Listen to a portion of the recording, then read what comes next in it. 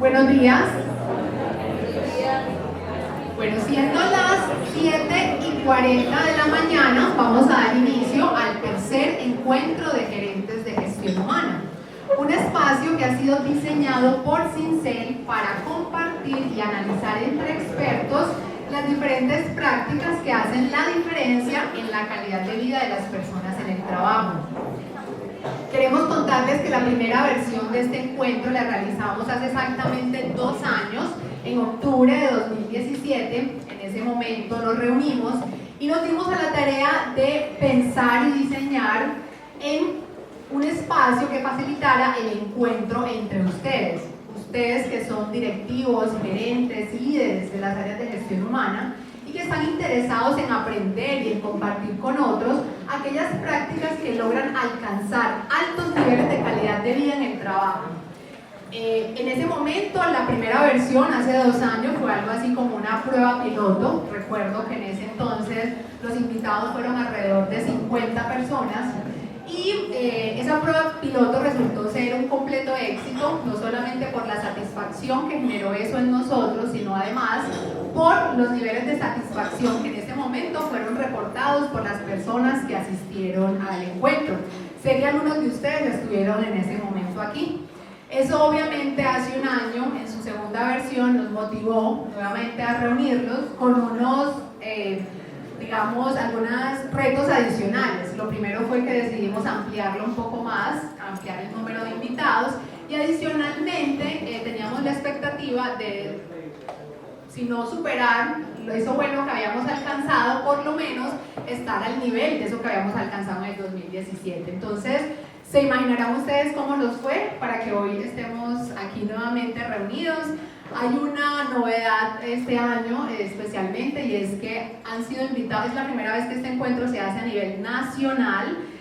Por primera vez invitamos a nuestros clientes de otras ciudades. Me complace mucho haber ya saludado a nuestros clientes de Bogotá, están por ahí, de Pereira, de Cali, Cali está por allá, de Barranquilla y hasta de Cúcuta están aquí. Entonces, de verdad, una bienvenida bien especial para ustedes y en general para todos los que se encuentran aquí. Yo quiero contarles una cosa. Este encuentro realmente es un encuentro en el cual ustedes son los protagonistas, quienes están sentados en todas esas mesas que están allí. Sincel simplemente cumple un papel de facilitador del proceso, pero son ustedes aquí los que vienen a jugar el papel protagónico. Les vamos a mostrar rápidamente la agenda que vamos a tener el día de hoy para que tengamos claro todas las actividades que vamos a tener. Finalizando esta breve presentación que les estoy haciendo, vamos a tener una conferencia que va a estar a cargo de Alejandro Sanín Posada. Es una conferencia titulada Mejor persona, mejor líder. A las 8:30 de la mañana vamos a iniciar con una actividad, la primera actividad que se titula Gerenciándome para construir relaciones saludables. 9:30 de la mañana aproximadamente estaremos parando un momento para tomarnos un refrigerio. A las 10:30 vamos a volver con, 10 de la mañana, media hora solamente, vamos a volver con una segunda actividad acompañando el desarrollo de otros. Y la jornada de la mañana termina con la segunda conferencia que estará a cargo de la psicóloga Lina Marcela Guevara, que se titula De dioses a líderes, el reto de gestionar personas.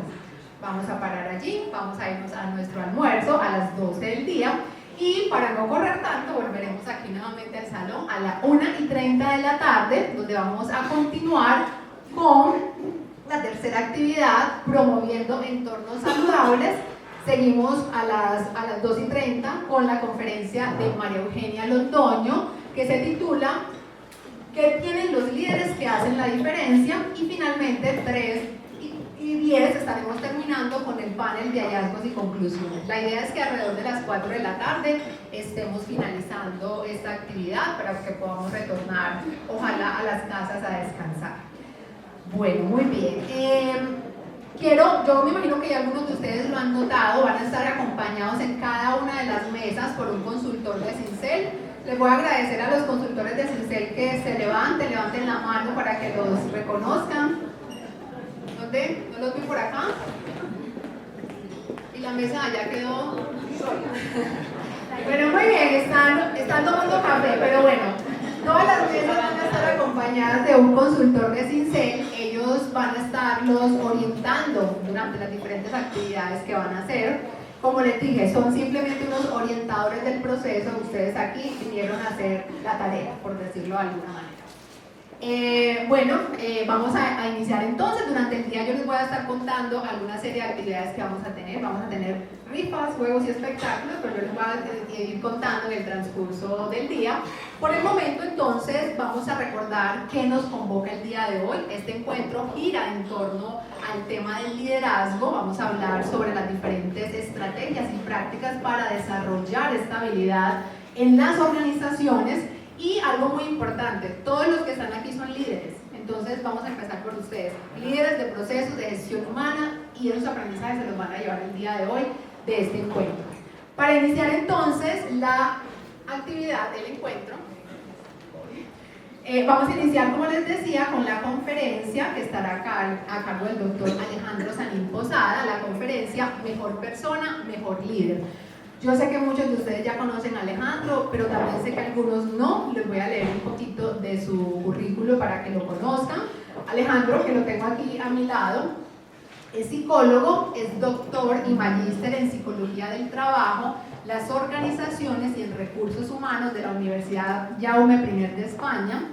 Su tesis doctoral se enfocó en el tema del estudio de la felicidad y el optimismo en el trabajo. Ya sé que lo han escuchado hablar en repetidas ocasiones sobre el tema de felicidad. Es especialista en psicología organizacional, además, docente de pregrado y posgrado, y actualmente es el director de proyectos de Sincel. Entonces, nuevamente, bienvenidos a todos y los voy a dejar con Alejandro.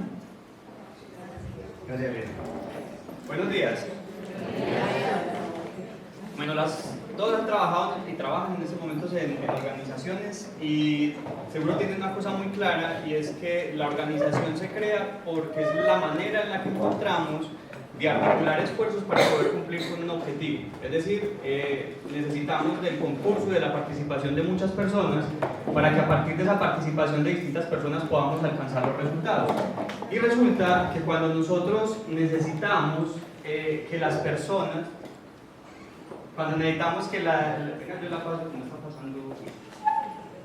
nosotros necesitamos articular esos esfuerzos, necesitamos un líder, es decir, los líderes emergen en las organizaciones como esa figura que posibilita la articulación de los esfuerzos de las personas y que permite o que favorece que las personas efectivamente puedan alcanzar los resultados. Entonces, ha sucedido una cosa muy interesante en gestión humana, y es que hemos empezado a delegar, bueno, eso hace ya muchos años, hemos empezado a delegar en los líderes las distintas responsabilidades y las distintas actividades de las áreas de gestión humana, bajo la premisa de que los líderes son realmente quienes hacen gestión humana, y gestión humana es un socio estratégico de la organización.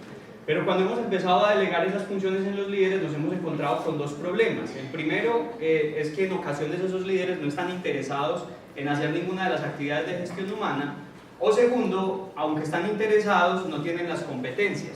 A veces estamos de malas y no tienen ni las competencias ni el interés. Pero entonces, ante esa dificultad y ante ese lío, pues nosotros hemos empezado a desarrollar programas de liderazgo. Hemos empezado a desarrollar escuelas de liderazgo, programas de liderazgo, universidades de liderazgo, esperando que a partir de la formación, la capacitación y la sensibilización, los líderes puedan desarrollar esas competencias y ese interés para gestionar a las personas en el trabajo. Pero seguramente también saben que muchos de esos programas fracasan, es decir, son muy pocos los líderes que luego de estos programas logran efectivamente mejorarse a sí mismos como líderes, son muy pocos los que efectivamente consiguen que sus equipos efectivamente lo hagan bien, y por eso todavía seguimos trabajando y seguimos bajo esa incógnita de qué podemos hacer para que nuestros líderes estén bien. Y resulta que detrás de muchos fracasos hay una razón fundamental, una razón muy esencial de todos los fracasos, y es que los líderes no se han dado cuenta que para ser mejores líderes tienen que ser mejores personas. Permítame aclarar el tema de mejores personas. No vamos a hablar en esta conferencia sobre la ética, sobre lo que está bien y lo que está mal, sobre qué es ser y qué no una buena persona. Vamos a hablar sencillamente de cómo el desarrollo de uno mismo nos permite efectivamente ofrecer un mejor servicio de liderazgo e incrementar la productividad, el desempeño y la calidad de vida de los colaboradores.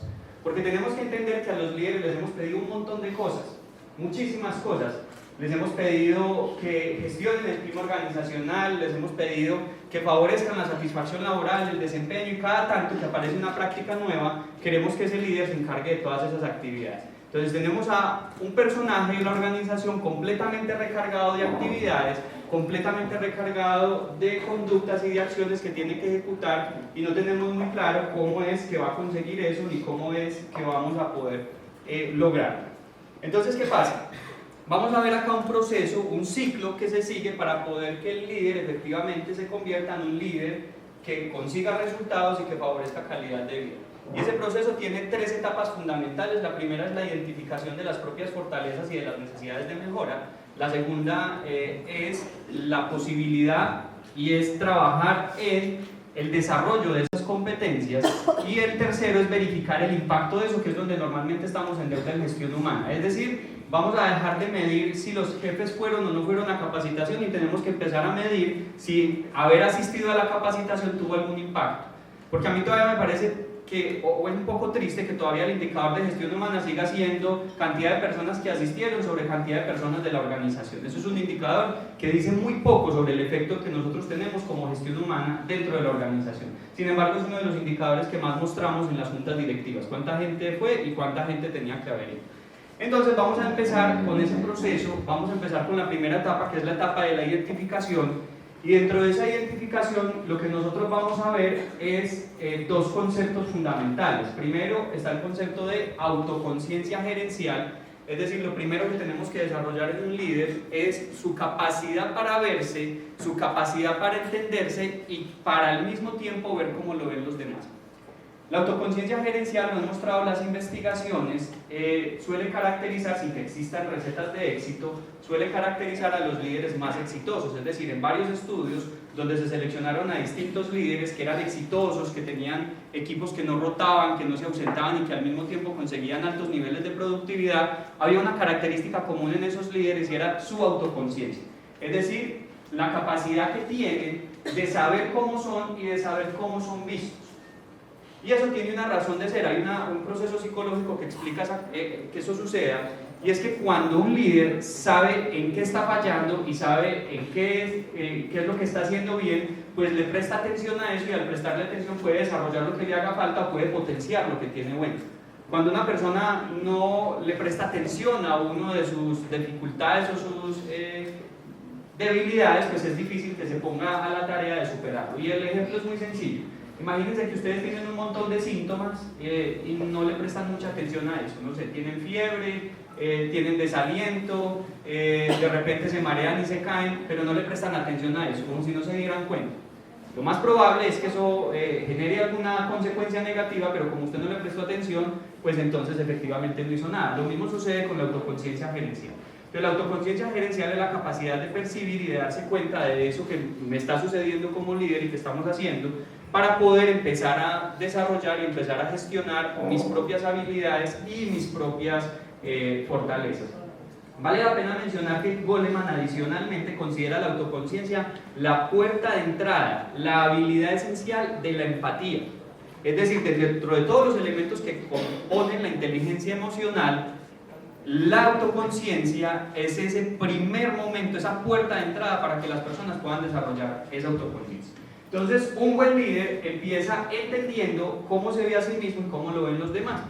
Y si lo notan, eso ya tiene una dificultad. ¿Cuál es la dificultad? Que tiene que entender que los otros de pronto no lo ven como él mismo se ve. De hecho, hay muchos estudios que han demostrado que el jefe, cuando hace una autoevaluación de sí mismo, o el líder cuando hace una autoevaluación de sí mismo, suele ser más benévolo de lo que son los demás. Incluso sabiéndolo, puede ser que intente no ser tan benévolo, y a pesar de eso, cuando otros lo evalúan y cuando otros lo califiquen, terminará estando por debajo de lo que los demás creen. Entonces, es el caso, por ejemplo, de líderes que se creen altamente logradores, y cuando uno le pregunta a sus colaboradores, dicen, no, sí, a veces es logradorcito, pero no es pues como el más logrador de todos. No, yo me considero muy afiliativo, y le pregunto a uno de los colaboradores, pues de vez en cuando se preocupa por uno, pero así afiliativo que uno diga, no. Entonces, normalmente en las autoevaluaciones, y eso hay que tenerlo muy en cuenta, somos muy benévolos con nosotros mismos. Y no miremos mal eso, lo que pasa es que aparece nuestra autoestima como un protector para no sentirnos mal. Es decir, nadie se quiere juzgar a sí mismo como que está mal, como que tiene debilidades, como que no tiene oportunidades de mejora, porque eso es un ataque directo contra la autoestima. Entonces la autoestima viene a protegernos, pero nos juega una mala pasada también, porque en ese camino de estarnos protegiendo evita que veamos algunas cosas inconvenientes y algunas oportunidades de mejora que nosotros tenemos. Entonces este proceso de ser autoconsciente no es un proceso sencillo, porque tenemos que conseguir que el líder se baje un poquito de la nube en la que está, tenga humildad y empiece a reconocer cosas en las que puede estar fallando, pero también aprenda a reconocer las fortalezas. La autoconciencia está incompleta si no trabajamos también en la retroalimentación. Espera que está como raro yo lo paso más. Estaría incompleto si no lo manejamos con la retroalimentación, pero présteme atención a una cosa importante. Aquí no estamos hablando de la retroalimentación que el jefe ofrece, sino que estamos hablando de la retroalimentación que solicita el jefe. Pónganse a pensar en sus organizaciones qué mecanismo existe para que el líder, para que los jefes puedan obtener retroalimentación de las personas. La retroalimentación es un bien muy escaso, la buena retroalimentación, es decir, no todo el mundo lo está retroalimentando, todo el tiempo le están, así sea con lenguaje no verbal, con silencios, la gente lo está retroalimentando a uno. Pero la buena retroalimentación es un bien muy escaso. Normalmente no encontramos muchas personas dentro de la organización que sepan cómo hacer una buena retroalimentación. ¿Y cómo es esa buena retroalimentación? Necesitamos que sea informativa, no que se base en emociones y en impresiones y en ideas, sino que sea informativa cuáles son los hechos que describen los efectos de lo que está sucediendo o que describen lo que quiero retroalimentar en el tiempo. Necesitamos, además de que sea informativa, que esté concentrada en analizar las causas de lo que está sucediendo. Es decir, no vale la pena retroalimentar a un líder si no le voy a permitir explicar y entender las causas que están detrás del comportamiento que estamos observando. Y entonces aquí, cuando yo empiezo a obtener esa retroalimentación, yo ya empiezo a efectivamente identificar en qué estoy fallando, cuáles son mis debilidades, cuáles son mis fortalezas, y me pone en un lugar distinto para poder empezar a trabajar con mis colaboradores. ¿Por qué? Porque en esta fase ya el líder sabe qué es lo que tiene que desarrollar. Ya tiene que entender qué es lo que tiene que desarrollar, y puede ser que lo que le falte desarrollar es interés o comprensión sobre cómo funcionan las personas en el contexto de trabajo, o puede ser que lo que le falte es una habilidad, o puede ser que lo que le falte es un conocimiento. Entonces, vamos a mirar cómo son esas etapas del desarrollo, pero yo me quiero concentrar en algo. Seguramente ustedes acá están esperando que yo empiece a hablar de competencias. Permítanme hacer una cosa distinta. No voy a hablar de competencias, sino de los ingredientes de las competencias. Porque lastimosamente, con el manejo de competencias en las organizaciones hemos descuidado los ingredientes de las competencias. ¿Y eso qué quiere decir? Que a veces, para intentar desarrollar a una persona, intentamos desarrollar un grupo completo de habilidades o de destrezas, cuando a veces lo que está fallando es una sola cosita, un solo ingrediente. Entonces me explico con un ejemplo. Imaginémonos que una torta nos sale mal, yo la pruebo y le falta azúcar a la masa. ¿Qué tengo que hacer? ¿Volver a empezar la masa o echarle un poquito de azúcar? Sencillamente echarle un poquito de azúcar. Pero a veces medimos la competencia de un líder, la competencia está mal y lo mando para un programa de formación de la competencia. No tiene sentido gastar todo ese dinero si lo que me falta es una pizquita de conocimiento, por ejemplo, o una pizquita de habilidad o una pizquita de motivación. Somos mucho más eficientes y efectivos si entendemos de esos ingredientes de la competencia, qué está fallando, y trabajamos en función de ese ingrediente. Entonces, por eso yo voy a hablar de los ingredientes. Ahora María Eugenia en su conferencia hablará de las competencias que hemos encontrado en Cincel luego de muchos años de investigación, luego de muchas experiencias, que son las competencias que sí o sí garantizan un excelente liderazgo. Pero yo voy a hablar de los ingredientes porque estamos concentrados en el desarrollo. El primer ingrediente es el conocimiento, es decir, todos hemos escuchado que las competencias tienen un componente de conocimiento. Vamos a entender qué es el conocimiento y cómo funciona para que sepamos cómo podemos desarrollar eso en los líderes o en cualquier otra persona. Lo primero es que conocer es un proceso. Se siguen una serie de etapas para yo poder adquirir unas habilidades y unos conocimientos, para poder adquirir unos saberes, pero se sigue un proceso. ¿Cuál es ese proceso? Primero yo capturo la información, después de capturar la información, entonces la almaceno, y después de almacenarla, pues la dejo disponible para poder utilizarla en el momento en el que lo tenga que utilizar. Ese proceso suena muy sencillo, pero yo quiero mostrar algunos asuntos que son importantes durante ese proceso. Quiero que me digan, por favor, qué dibujé acá. Yo hice este dibujo a mano alzada. ¿Qué dibujé o qué intenté dibujar? Un triángulo. Ahora pónganse creativos y creativas. ¿Qué dibujé? ¿Qué piensan que intenté dibujar? Sombrero, más creativos todavía. Muy bien. Montaña, sombrero, diente de tiburón, un dorito, los que tienen hambre, un pedazo de pizza. Bueno, si lo notan, inmediatamente uno abre un poquito la creatividad, lo que estamos viendo ahí es distinto, completamente diferente. Es decir, en el proceso de conocer, yo les estoy transmitiendo un conocimiento, pero no les estoy dando contexto. Por lo tanto, cada uno de ustedes lo va a almacenar en un lugar distinto del cerebro. Pero mire cómo funciona de bonito el cerebro. Les voy a decir que estamos en clase de egiptología. ¿Qué dibujé? ¿Sí notan el consenso? Entonces, cuando nosotros estamos enseñando conceptos y conocimientos, no debemos concentrarnos solo en la transmisión de la información. Tenemos que entender que la gente va a almacenar esa información en algún lugar y que si yo no doy contexto para que la gente lo almacene, la gente lo va a almacenar donde quiera. Es por eso que, por ejemplo, si de repente nos da por comprarle computadores portátiles a toda la gente en la organización, y yo no les digo por qué, pues algunos van a pensar que es para poder que nos llevemos trabajo para la casa, maldita organización que quieren que me esfuerce más. Y otros podrán pensar que tan bueno que quieren promover el trabajo colaborativo. ¿De qué va a depender la interpretación? Va a depender del contexto que yo doy. Entonces, el contexto es fundamental. Miremos qué tan importante es el contexto. Aquí rápidamente vemos ABC, ¿cierto? Tenemos 3 letras. Vamos a mirar que acá tenemos 12, 13, 14. Pero si los pongo juntos, ustedes van a notar que lo que es B y lo que es 13 es exactamente igual. Porque en el primer contexto lo entendemos como una letra y en el segundo contexto lo entendemos como un número, sencillamente o precisamente por el contexto. Es decir, lo mismo puede ser interpretado de maneras distintas dependiendo del contexto. Y esto parece pues un ejercicio mental de sesgos cognitivos, pero yo quiero mostrarles cómo esto funciona en la realidad. Eso que están viendo ahí en pantalla es las especificaciones de un experimento que yo suelo hacer en clases, que también hemos replicado en algunas empresas, y que me puse a hacer en estos días el conteo precisamente para esta conferencia de cuántas veces yo, Alejandro Sanín, he repetido este ejercicio. Y he tenido más de 100 grupos que han hecho el ejercicio. ¿En qué consiste? La gente hace fábricas de barcos, así de sencillo, fábricas de barcos. Entonces cada persona está haciendo barquitos de papel, un ejercicio muy sencillo. Pero yo les hago trampa con una cosa. El primer grupo que ustedes ven acá del 1 al 5 son una serie de reglas o normas que ellos tienen que cumplir en la elaboración de esos barcos de papel. Lo siguiente, la siguiente lista es una lista del procedimiento que deben seguir para poder elaborar los barcos. Entonces, arriba están las reglas, abajo está el procedimiento. Adivinen qué porcentaje de grupos siguen una regla que está camuflada dentro del procedimiento, que es la que está señalada abajo con resaltador. La vela debe estar pintada del color requerido. ¿Qué porcentaje de grupos creen que siguen esa regla que no está en el lugar y en el contexto de las reglas? Menos del 5% de los grupos. Y estamos hablando de grupos no de operarios, estamos hablando de grupos de líderes, estamos hablando de grupos de gente que está haciendo maestrías y especializaciones. Es decir, no podemos considerar que se trate de gente que no sabe leer o que no entiende. Y siempre que hago el ejercicio y termino el ejercicio con la gente, le digo, venga, ¿por qué nadie pintó el barco del color requerido? Ay, ¿cómo así? Es que había que pintarlo de algún color, yo no leí eso. Claro, ahí está, en el procedimiento. No, eso es mentira, y les proyecto esto. Y ellos dicen, ah, no, se nos escapó. Pero no fue que se les escapara, lo que pasa es que yo no lo puse en el contexto de normas. Entonces, en el proceso de almacenamiento de la información, lo que debe haberse almacenado como norma, se almacena como procedimiento. Entonces, ¿dónde está la trampa? La trampa está que si usted sigue todos los pasos, usted ya tiene un barco completo antes de pintarlo.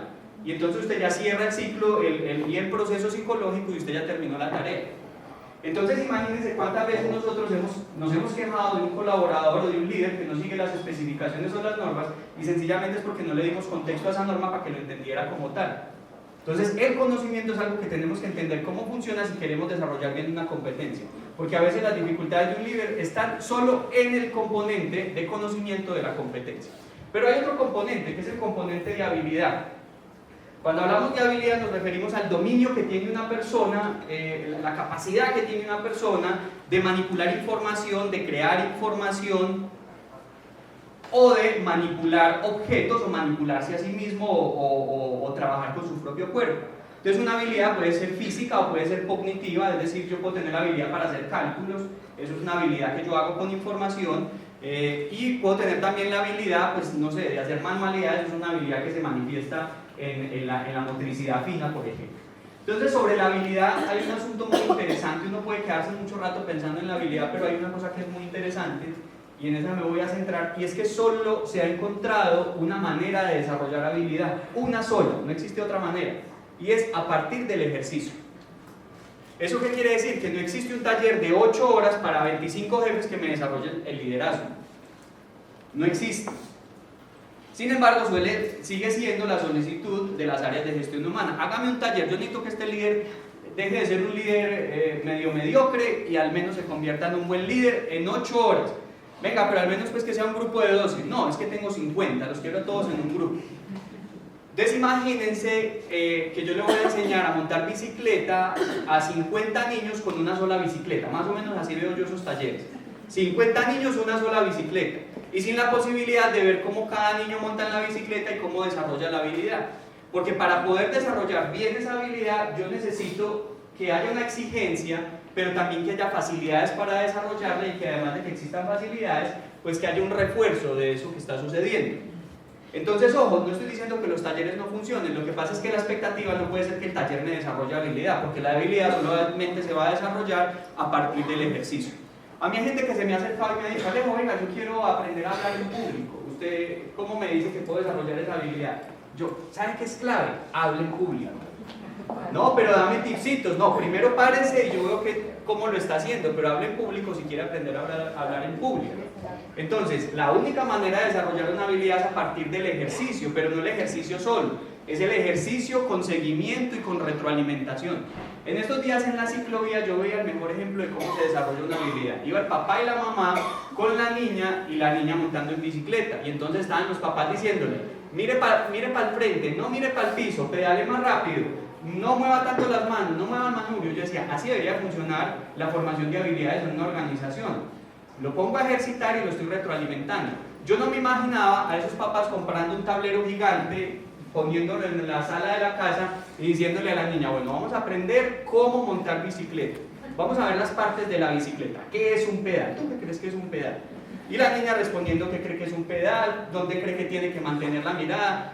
¿Qué tanto va a desarrollar la habilidad esa niña para montar bicicleta así? No va a desarrollar absolutamente nada. Entonces tenemos que pensar que los programas de liderazgo que desarrollamos son programas de liderazgo que tienen que exigir el desarrollo de la habilidad, pero que tienen también que facilitarla. No puedo, como les dije ahorita, esperar a que con una sola bicicleta 50 aprendan. Ese es el segundo componente de una competencia. El primero es conocimiento, se desarrolla digamos de manera sencilla: ofrezca el conocimiento y asegúrese de dónde almacene. La habilidad también tiene una forma más o menos sencilla de desarrollar, y es con el ejercicio. Pero viene el tercer componente de una competencia, que es mucho más complejo, que es la motivación. ¿Cierto? ¿Cómo hago con la motivación? Entonces la respuesta de mucha gente en las organizaciones es: para motivar, pues con plata. ¿Cierto? Esa es la manera de motivar. Entonces paguémosles a los jefes que se desarrollen a que se desarrollen. Y resulta que cuando usted utiliza el dinero como motivador es porque ignora cómo funciona la motivación humana, porque está utilizando la manera más costosa de desarrollar a las personas y la menos perdurable a largo plazo si usted elimina la recompensa o lo que sea que esté ofreciendo. Entonces, si las personas solamente funcionamos por dinero, yo necesito entonces que alguien me explique por qué alguien está dispuesto, por ejemplo, a escalar el Everest pagando para ir, pagando lo que cuestan los equipos para ir y poniendo en riesgo su propia vida, si efectivamente la gente solo se motiva por dinero. Que alguien me explique por qué alguien se esfuerza en criar a los hijos. Porque a nadie le están, de hecho los hijos le están consumiendo una buena parte de su economía. No salen gratis, incluso no salen baratos. Porque alguien sigue poniendo esfuerzo en los niños y no hay que pagarle al papá. Yo no veo al niño diciendo: papi, ¿cuánto te pago por ser buen papá? Papi, yo creo que te voy a pagar este año tanto si desarrollas esta habilidad de paternidad que siento que te hace falta. Porque el papá sigue desarrollándose, la mamá sigue desarrollándose a pesar de que el niño no le está pagando. De hecho le está sacando y le está costando alguna platica ese desarrollo. Entonces resulta que hay otras razones por las cuales los seres humanos nos motivamos. Entonces cuando hablamos de motivación, ya estaba ahí. Cuando hablamos de motivación hablamos de esa condición que favorece o que mueve a las personas. Y lo primero que tenemos que entender es que motivación no es un concepto positivo per se. Es decir, yo puedo estar motivado a matar a alguien, yo puedo estar motivado a robar, Cuando hablamos de motivación, tampoco estamos hablando de que la gente está contenta. De hecho, yo puedo estar motivado a hacer una cosa que no quiero.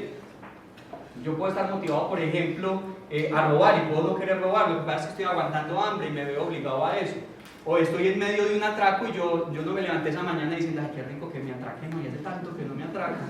Como es de buena la adrenalina que se siente cuando lo atracan a uno y hace tiempo no la siento. Rico un atraco. Y entonces me voy para el centro para que me atraquen a medianoche. No, nadie quiere que lo atraquen, pero en un atraco uno está motivado a entregar sus bienes personales. Miren los 3 indicadores de la motivación: preferencia, persistencia y esfuerzo. Yo prefiero entregar mi billetera o mi bolso o mi cartera antes de que me hagan algo. Persisto en eso. De hecho, yo me he sorprendido las veces que me han atracado insistiéndole al ladrón que se me lleve las cosas y revisándome los bolsillos para que el atraco le quede bien hecho, preocupación por la calidad. Y entregándole absolutamente todo, persistiendo en la conducta. Y finalmente un esfuerzo cognitivo y psicológico de entregar algo que me pertenece. Entonces, cuando nosotros hablamos de motivación, tenemos que, si queremos hablar de una motivación positiva, tenemos que hablar de una motivación donde respondamos positivamente 2 preguntas. ¿Qué me movió y hacia dónde me movió? ¿Qué me movió? ¿Qué me movilizó? No puede ir en contra de mis derechos, mi bienestar o mi dignidad. Ahí sí estaríamos hablando de una motivación positiva. ¿Y hacia dónde me movilizó? Entonces también tengo que hablar de que me movilizó hacia algo que no va en contra de la dignidad, los derechos y el bienestar de los demás. Cuando logramos responder a esas 2 preguntas de manera positiva, ¿qué y hacia dónde me movió? Ahí sí estamos hablando de una motivación positiva. Entonces aquí la pregunta es, ¿cómo movemos a los jefes para que se desarrollen? ¿Qué tenemos que hacer para que se desarrollen? Ya dijimos, no pagarles, ya dijimos, no es darles más dinero, eso está claro, pero entonces tenemos que hacer una cosa.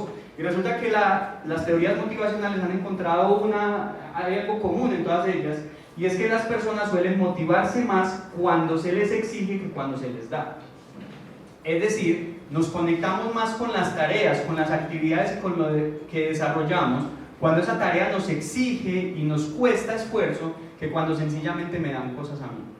Voy a contar rápidamente algo que sucedió en Venezuela.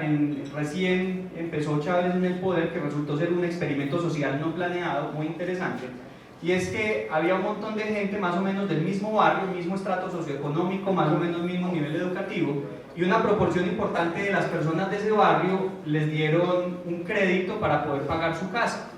Pero en ese momento aplicó una política de Chávez y resulta que algunas personas no les dieron el crédito, pero sí les regalaron la casa.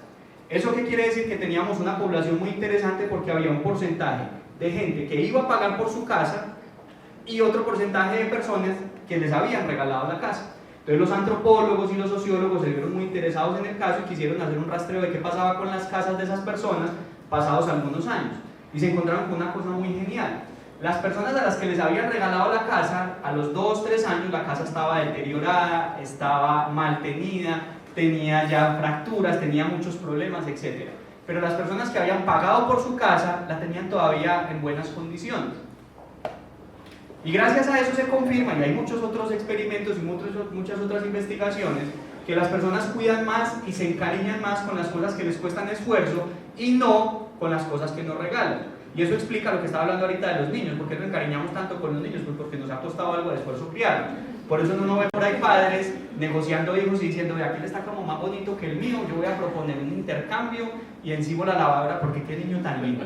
No, uno no está dispuesto a transar con sus hijos porque uno ya puso mucho ahí y entonces uno lo quiere y lo aprecia como es. Entonces lo que tenemos que hacer es entender qué es lo que tenemos que exigirle al jefe, porque necesitamos líderes, necesitamos jefes que se conecten con la tarea de ser jefes, con la tarea de ser jefes y con la tarea de ser líderes. Y en ese sentido, entonces, lo que nosotros tenemos que hacer es conectar las habilidades y las fortalezas de esos jefes con los retos y con las demandas de eso, de ser jefes. ¿Por qué? Seguramente ya han escuchado el concepto de flow, no ha recibido todavía una traducción formal al español que significa flow. No estamos hablando de reggaetón, ¿no? El flow es algo así como fluir, es algo así como un estado afectivo psicológico muy positivo en el que usted siente que el tiempo se le fue volando, que estaba muy conectado, que no quería hacer nada más que eso que estaba haciendo. Resulta que es muy característico de deportistas, de gente que trabaja en el mundo del arte, pero también se ha empezado a encontrar que nosotros en las organizaciones también a veces experimentamos flow. A mí me pasa, por ejemplo, cuando estoy haciendo análisis de datos estadísticos. Yo estoy metido en un software estadístico y a mí el tiempo se me pasa volando. Pienso que pasaron 5 minutos y fueron 3, 4 horas. Ese estado se llama flow. Y el flow está asociado con bienestar, está asociado con engagement, es decir, está asociado con un montón de efectos positivos. Entre más flow tengamos en el trabajo, repito, no es reggaetón, entre más podamos fluir en el trabajo, mucho más bienestar vamos a experimentar y mucho más nos vamos a enganchar con la tarea. Entonces acá la pregunta es cómo logramos conectar las exigencias del trabajo con los retos, porque resulta que el flow se presenta cuando hay una conexión alta entre un reto alto y una fortaleza alta. Si yo tengo muchas fortalezas y pocos retos, lo que suele suceder es que me aburro, me desanimo, se me genera apatía. Si tengo muchos retos pero pocas fortalezas, lo que aparece es estrés, porque se genera un desequilibrio entre lo que tengo que hacer y la capacidad que tengo para hacerlo. Pero cuando hay un encuentro perfecto entre el reto, entre la exigencia y entre las fortalezas, ahí aparece el flow. Y entonces, si nosotros queremos que los líderes se conecten con la tarea de ser líderes, es decir, estamos tratando de responder a la pregunta de cómo motivar a un líder a ser líder, es créele una exigencia lo suficientemente retadora, pero ayúdele también a desarrollar su liderazgo de manera tal que pueda alcanzar eso que queremos que alcance. Ese es el desarrollo. Entonces, voy a recapitular hasta acá. Necesitamos líderes que efectivamente se conecten con la tarea, porque necesitamos líderes que efectivamente ayuden a conseguir los resultados de la organización. Y en ese proceso de convertirnos en mejor líderes, pues tenemos que desarrollarnos a nosotros mismos. Por eso la conferencia se llama Mejores Líderes, Mejores Personas. Porque se trata sobre el desarrollo de uno mismo primero para poder desarrollar también a los demás. Y para poder desarrollarme a mí mismo, entonces tengo que saber qué conocimientos necesito para ser un excelente líder, qué habilidades necesito para ser un excelente líder y qué debe moverme o movilizarme en el trabajo para ser un excelente líder. Pero ahí no termina. Primero identifico, después desarrollo, pero por supuesto tenemos que pasar a verificar el impacto de lo que nosotros estamos haciendo. Entonces miremos lo del impacto. Bueno, perdón, vamos a mirar primero el contexto de aprendizaje antes de ver el impacto. ¿Qué es el contexto de aprendizaje? Resulta que hay unas teorías que dicen que muchas de las formaciones y capacitaciones en las organizaciones no funcionan porque no se crea un contexto de aprendizaje que maximice la capacitación. Hay algunas cifras de varios investigadores que, si uno las promedia entre ellos más o menos, nos daría una cifra como que del 90%, perdón, del 100% de actividades de capacitación que se ejecutan en una organización, solo más o menos un 1% tiene efecto. El retorno de inversión de capacitación es uno de los más bajos de las prácticas de gestión humana. Y resulta que hay otra cifra muy interesante, y es que de la totalidad de problemas que nosotros tenemos de desempeño, solamente entre el 10 y el 20% se solucionarían con capacitación y formación. ¿Eso qué quiere decir? Que estamos haciendo mucha más formación y capacitación de la que necesitamos y que la que estamos haciendo no funciona muy bien. Y eso se debe a que no hemos creado contextos de aprendizaje. Entonces vamos a hablar un poco de los contextos de aprendizaje antes de pasar al tema de los efectos para que entendamos bien cómo podemos medir esos efectos. Entonces ese contexto de aprendizaje consiste en, primero, yo tengo que verificar que mi actividad de formación o capacitación impacta los determinantes directos del desempeño. Es decir, lo que les expliqué ahorita, la masa de la torta me está saliendo mal. ¿Será que le falta un poquito de harina? ¿Será que le falta un poquito de azúcar? ¿O será que le falta un poquito de leche? A veces no tengo que rehacer la masa, sino que sencillamente tengo que ponerle la pizquita de lo que me haga falta. Pero las organizaciones son felices haciendo talleres y actividades de desarrollo de competencias cuando a veces lo único que necesita un jefe es una política clara y que entienda. O cuando a veces lo que necesita el jefe sencillamente es que yo le haga una exigencia para poderlo conectar con un reto y a partir de ahí motivarlo. O a veces lo único que necesita es yo poderlo observar en su puesto de trabajo para ayudarle a desarrollar una habilidad. No necesito mandarlo para un taller a abrazar árboles y no necesito mandarlo para un taller a hacer un montón de actividades que no sé si le van a funcionar. Entonces lo primero que tengo que verificar es si efectivamente impacta los determinantes del desempeño. Segundo, hay que ver si sigue principios de aprendizaje, y en ese sentido tenemos que aislarnos un poquito de los mitos de aprendizaje. Estamos repletos de mitos de aprendizaje. En noviembre, Sara Álvarez, ¿dónde está Sara? Por ahí está Sara. Sara, la que está aquí atrás, va a hacer una conferencia muy interesante sobre ese tema de los mitos del aprendizaje y sobre cómo aprendemos realmente los seres humanos. Porque las organizaciones nos dejamos llevar por un montón de tendencias que supuestamente nos dicen cómo aprendemos los seres humanos y no las creemos y queremos que todo sea así. Solo por poner un ejemplo, nos dijeron que para poder que la gente aprendiera había que estimularle el sistema límbico, es decir, el sistema emocional, y eso no está mal, eso es cierto. Pero entonces asumimos que el sistema límbico solo se activaba si la gente se estaba divirtiendo en un taller o en una capacitación. Y entonces, si no es con ludificación, ya no queremos ningún taller para la gente. Es que yo quiero que se diviertan. Y yo les voy a hacer una pregunta. ¿Lo que ustedes han aprendido en la vida, todo, ha sido producto de la diversión? ¿O será que algunas de las cosas más importantes de lo que ustedes han aprendido en su vida se produjeron en contextos de sufrimiento, de dificultades y de crisis? Entonces, ¿por qué tenemos la idea que la única manera de aprender es con la diversión? Ojo, yo no quiero salir aquí como un enemigo de divertirse y aprender. Ojalá lo podamos hacer. Pero a veces el aprendizaje viene después de una crisis, a veces el aprendizaje viene de que me cuestionen, a veces el aprendizaje viene de que me reten, no de que me pongan a jugar, a veces. Entonces no podemos poner como fin el método, sino como fin el aprendizaje. Y eso, para poderlo hacer, tengo que saber cómo funcionan las teorías del aprendizaje, cómo aprenden realmente los seres humanos.